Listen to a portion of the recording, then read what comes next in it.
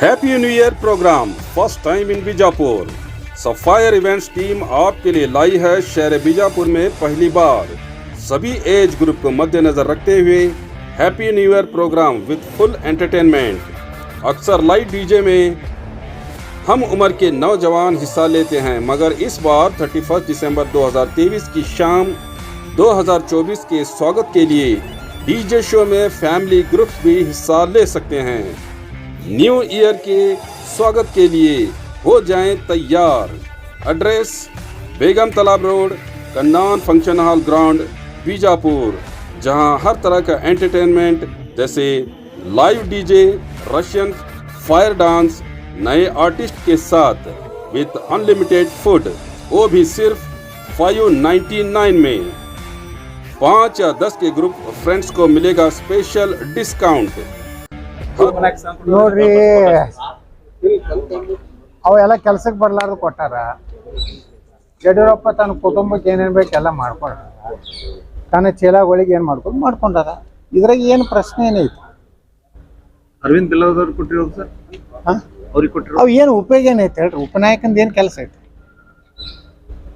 ಸೋಮ ನಾಮಕೆ ವಾಸ್ತೆ ಅದರಿಂದ ಪ್ರಾತಿನಿಧ್ಯ ಕೊಟ್ಟಂಗೆ ಅಲ್ಲ.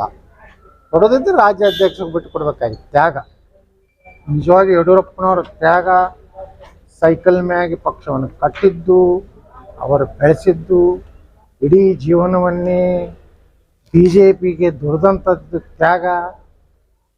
ಅದಕ್ಕೆ ಆ ಕುಟುಂಬಕ್ಕೆ ಮ್ಯಾಗಿನವ್ರು ಕೊಟ್ಬಿಟ್ಟಾರೆ ಕರ್ನಾಟಕ BJP.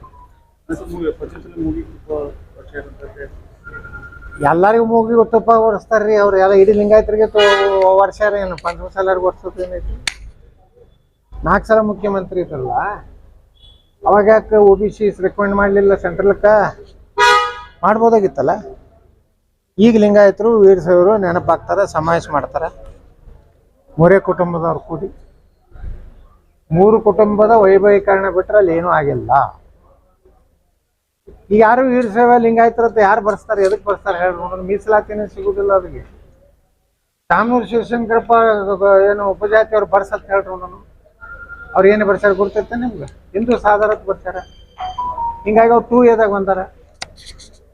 ಉಳಿದು ಲಿಂಗಾಯತರು ನಾವೆಲ್ಲ ಉತ್ತರಾಂಗ ವೀರಶೈವ ಲಿಂಗಾಯತ, ಹಿಂದೂ ಲಿಂಗಾಯತ ಬರ್ತಿದ್ದ ನಮ್ಗೆ 3rd B ಕೊಟ್ಟಾರ. 3rd B ಏನೈತಿ? ಏನೂ ಇಲ್ಲ. ಹಿಂಗಾಗಿ ಮೊದಲ ವೀರಶೈವ ಮಹಾಸಭಾದ ಏನು ಪದಾಧಿಕಾರಿಗಳದಾರ, ಅವ್ರು ತಮ್ಮ ಜಾತಿ ಪಾಲನೆ ವೀರಶೈವ ಲಿಂಗಾಯತ ಬರ್ಸಲಿ, ತಮ್ಮ ಸಮುದಾಯ ಉಪಜಾತಿಗಳೇನದ ಅವತ್ತನ್ನು ವೀರಶೈವ ಲಿಂಗಾಯತ ಬರ್ಸಲಿ. ಅಲ್ಲಿನ ಉಳಿದ ಲಿಂಗಾಯತರಿಗೆ ಬಿಟ್ಟು ನೀವು ನಮ್ಮನ್ನ ಬಲಿಪೂಷೆ ಮಾಡ್ತೀರಿ. ನಮ್ಮ ಮಕ್ಕಳಿಗೆ ಯಾರು ಲಿಂಗಾಯತತ್ವ ಬರ್ಸದ ಮಕ್ಕಳಿಗೆ ಮೀಸಲಾತಿ ಸಿಗುವುದಿಲ್ಲ. ನೀವು ಗ್ಯಾರಂಟಿ ಕೊಡ್ತೀರೇನು? ಶಾಮನೂರು ಶಿವಶಂಕರಪ್ಪ, ಈಶ್ವರ ಖಂಡ್ರೆ, ನೀವಿಬ್ಬರು ಪ್ರಭಾವಿ ಕಾಂಗ್ರೆಸ್ ಮುಖಂಡರದಿರಿ. ಸಮುದಾಯಕ್ಕೆ ಏನಾರು ಗ್ಯಾರಂಟಿ ಕೊಡ್ತೀರೇನು? ಇಲ್ಲಪ್ಪ, ಮೀಸಲಾತಿ ಸೌಲಭ್ಯ ಲಿಂಗಾಯತರಿಗೆ ಸಿಗ್ತೈತಂದ್ರೆ ಎಲ್ಲರೂ ವೀರಶೈವ ಲಿಂಗಾಯತ ಬರ್ಸಕ್ಕೆ ತಯಾರದ. ಆದ್ರೆ ನೀವು ನಿಮ್ಮ ಉಪಜಾತಿ ಇವತ್ತು ಯಡಿಯೂರಪ್ಪನವ್ರು ಬಣಿಜಿಗಾರು, ಅವರೆಲ್ಲ ಹಿಂದೂ ಬಣಿಜಿಗಾರಕ್ಕೆ ಬರ್ಸ್ಯಾರ. ಈಗ ಅವ್ರು 2Aದಾಗ ಲಾಭ ತಗೊಳಕತ್ತಾರ. ಈಗ ಅವ್ರು ಬರ್ಸ್ತಾರ. ಯಡಿಯೂರಪ್ಪ ತನ್ನ ಸಮುದಾಯಕ್ಕೆ ಕರೆ ಕೊಂಡಿ ನೀವೆಲ್ಲರೂ ಹಿಂದೂ ಲಿಂಗಾಯತ ವೀರಶೈವ ಬರ್ಸ. ಮೊದಲು ತಮ್ಮ ಮತ್ತು ಇದನ್ನ ಬೇರೆ ಜಾತಿಯವ್ರ ಮ್ಯಾಗ ನೀವು ಹಾಕ್ಬೇಡ್ರಿ. ಪಂಚಮಸಾಲೆಗಳು ಏನು ಮಾಡಿದ್ರು? ಲಿಂಗಾಯತತ್ವ ಬರ್ಸಿದ್ರು, ಹಿಂದೂ ವೀರಶೈವ ಲಿಂಗಾಯತ ಬರ್ಸಿದ್ರು. ಏನಾಯ್ತು? ಪಂಚಮಸಾಲರು 2A ಫೆಸಿಲಿಟಿ ತಗೊಳ್ಳಿಲ್ಲ. ಇವತ್ತು ಗಾಣಿಗೆ ಸಮಾಜ ಹಿಂದೂ ಗಾಣಿಗೆ ಬರ್ಸ್ತಾರೆ. ಅವ್ರು ಯಾಕೆ ನೋಡ್ರಿ? ಅವ್ರ ಮೀಸಲಾತಿ ಅವ್ರ ಮಕ್ಕಳಿಗೆ ಭವಿಷ್ಯ ಸಿಗಲಾಕತ್ತದ. ಆ ಜನಾಂಗದವ್ರು ಅವ್ರ ಯಾಕೆ ಹೊಳ್ಳಿ ಮತ್ತು ವೀರಶೈವ ಲಿಂಗಾಯತ ಬರ್ತಾರೆ? 2Aನೇ ಹೋಗ್ಬಿಡ್ತದೆ.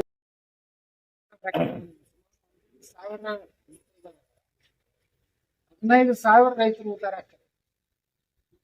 4 ವರ್ಷದ ಒಂದು ನೋಡಿದ್ವಿ. ಕರ್ನಾಟಕದ ಮುಂದುವರೆಯುತ್ತಾವ. ಪಬ್ಲಿಕ್ ಸ್ಕೂಲ್ ಮಾಡಿ, 108 ಬೆಡ್ಡಿಂಗ್ ಹಾಸ್ಪಿಟಲ್ ಮಾಡಿ, ಸೂಪರ್ವೈಸರ್ ಮಾಡಿ, ಮಾಡೆಲ್ ಚಿಂಚೋಳಿ ತಾಲೂಕೇ ಮಾಡೆಲ್ ಮಾಡಿ ನಾನು ಕೈಕೊಟ್ಟರು. ಇವೆಲ್ಲ ಮಾಡಿ ಉಳಿದ ಆಸ್ತಿ ಮಾಡ್ಯಾರು. 2ನೇ ತಾರೀಕಿಗೆ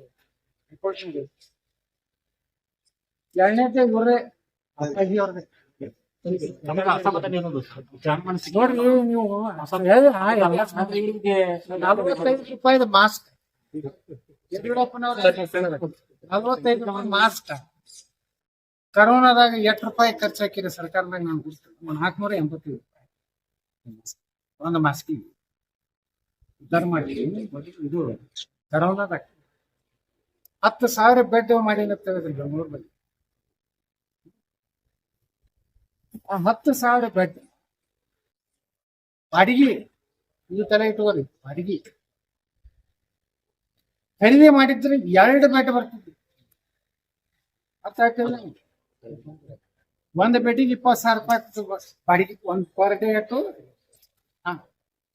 20,000 ಒಂದು ಪಾಠ ಒಂದು ಇದು ಒಂದು 10,000 ಬರ್ತದೆ ಇಲ್ಲ ಎರಡು ಸೆಟ್ ಬರ್ತಾವ ಇದು ಒಂದ್ ದಿವ್ಸಕ್ಕೆ ಎಷ್ಟು ಖರ್ಚಾಕ ಗುರ್ತದ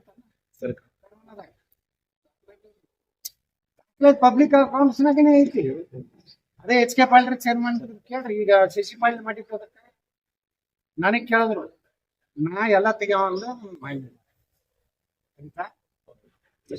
ಎಷ್ಟು 1,000 ಕೋಟಿ ರೂಪಾಯಿ ಹೊಡೆದಾರ ಅದ್ರೊಳಗ 40,000 ಕೋಟಿ ರೂಪಾಯಿ ವ್ಯವಹಾರ ಐತಿ ಒಂದು ಕರೋನಾ ಯಾರು ಬಡವ್ರ ನೋಡಿ ನೀವು ಒಂದು ದವಾಖಾನೆಗೆ ಒಂದು ಕರೋನಾ ಪೇಷಂಟ್ ಅದೇ ಹೇಳಕತ್ತೀನಿ ನಮ್ ಸರ್ಕಾರ ಅಂದ್ರೆ ತುಡುಗ್ರೆ ಅಲ್ಲ ಆ ಸರ್ಕಾರ ಹರಿ ಹೇಳ ನಿಮ್ ಸರ್ಕಾರ ಐತ್ರಿ ನಿಮ್ಗೇನ್ ಪರ್ಸೆಂಟ್ ಯಾವಾಗ್ಲೂ ಧ್ವನಿ ಐತಿ ವಿಧಾನಸಭೆ ಒಳಗುನು ನಾನು ಹೇಳಿದೆ ನನಗೆ 5,80,000 ರೂಪಾಯಿ ತಗೊಂಡ್ರಿ ಮಣಿಪಾಲ ನಾನು ಕರೋನಾ ನಂದು ಇದು ನಾನು ಅಡ್ಮಿಟ್ ಆಗಿ 5,80,000 ರೂಪಾಯಿ ಕೊಡ್ತೀನಿ ಮನೆ ವಿಧಾನಸಭಾದಾಗ ಕೇಳಿದೆ ಒಬ್ಬ ಬಡವ 5,80,000 ನನಗೆ MLA ನನಗೆ ಕ್ಲೇಮ್ ಆಗ್ತಿತ್ತು ಎಲ್ಲ MLAಗಳು ತಗೊಂಡ್ರೆ ನಾ ತಗೊಂಡಿಲ್ಲ ಅಂದ್ರೆ ಇನ್ನೂ ತನ ನಾನು MLAಗಳಿಗೆ ಎಲ್ಲ ಫೆಸಿಲಿಟಿ ನನಗೆ 1 ಕೋಟಿ ರೂಪಾಯಿ ಆಪರೇಷನ್ ಗೌರ್ಮೆಂಟ್ ಇಲ್ಲಿವರೆಗೆ ನಾ ಎಷ್ಟು ನಾವು ಗುಳಿಗೆ ಔಷಧ ಸಹಿತ ಇನ್ನೂವರೆಗೆ ಒಂದು ದವಾಖಾನಿ ಬಿಲ್ ಹಚ್ಚು ಈ ಚಸ್ಮಾ ತಗೋಬೇಕಾದ್ರೂ ಸರ್ಕಾರದಿಂದ ಬಿಲ್ ಹಾಕಿ ತಗೋತಾರೆ MLA ಅವ್ರ ಅಪ್ಪ ಹೇಳ್ತಿ ಅವ್ರ ಹೆಸರಲ್ಲಿ ಕ್ಲೇಮ್ ಮಾಡ್ತಾರ 4-5 ಲಕ್ಷ ರೂಪಾಯಿ ಮಾಡ್ತಾರ ನಮ್ಗೆ ತೆಗೀರಿಪ್ಪ ಇದ್ರಾಗ ಎಲ್ಲ ಸಿಗ್ತಾರ ನೋಡ್ರಿ ನಾವು MLAಗಳು ಇವತ್ತು ನಮ್ಗೆ ಎಷ್ಟು ಪಗಾರಿಗೆ ರೇಟ್ 2 ಲಕ್ಷ ರೂಪಾಯಿ ಪಗಾರ ಐತಿ ನಮ್ಗೆ ಒಂದು ಬೆಂಗಳೂರು ಒಂದು ಕಮಿಟಿ ಮೀಟಿಂಗ್ ಹೋಗಿ ಬಂದ್ರೆ 65,000 ರೂಪಾಯಿ ಬರ್ತದೆ ಮತ್ತೆ ನಾನು ಔಷಧಗಳಿಗೆ ಚಸ್ಮಾ ತಗೋದು ಅದೇನು ಇದು ನಾವು ಶುಗರ್ದವ್ರು ಅದನ್ನೆಲ್ಲಾನು ನಾವು ಸರ್ಕಾರದಿಂದ ತಗೊಂಡ್ರೆ ನಾವು ಮನುಷ್ಯರ ಅದೇ ಬಡವ್ರಿಗೆ ಕೊಡೋದಿಲ್ಲ ಹಂಗ ಇವ್ರೆಲ್ಲ ಮಾಡ್ಯಾರ ಇವ್ರದೆಲ್ಲ ಮಾಡ್ಲಿ ನನ್ನ ಮ್ಯಾಗ ನೋಟಿಸ್ ಕೊಡ್ಲಿ ಪಾರ್ಟಿಗೆ ಹೊರಗೆ ಹಾಕ ನೋಡಿ ಇವ್ರದೆಲ್ಲ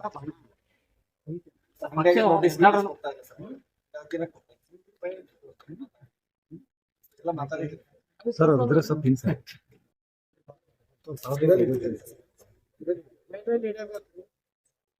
ಎಲ್ಲಾರು ಕೇಳ್ರ ಅದ್ರ ರಾಜ್ಯ ದೇಶ ಯಾರು ಮೋದಿಯವ್ರ ದೇಶ ಮೋದಿಯವ್ರ ಬದ್ಲಿ ಯಾರು ಎಷ್ಟು ಹಗರಣ ಆದ್ರೆ ಈ ದೇಶನಾಗ ಕಲ್ಲಿದ್ದಲ ಹಗರಣ ಸೂಜಿ ಹಗರಣ ಆ ಹಗರಣ ಒಂದರ ಹಗರಣ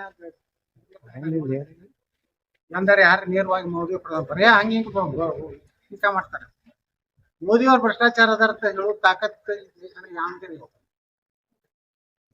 ಅದರ್ಥ ದೇಶ ಉಳಿದದ ಅಷ್ಟೇ ಅವ್ರ ಸಲುವಾಗಿ ನಾವು ಕೆಲಸ ಮಾಡಕತ್ತೀವಿ ಇಂಥ ಯಡಿಯೂರಪ್ಪನ ಕಾಲ ಕೆಲಸ ಮಾಡೋದು ನಾವು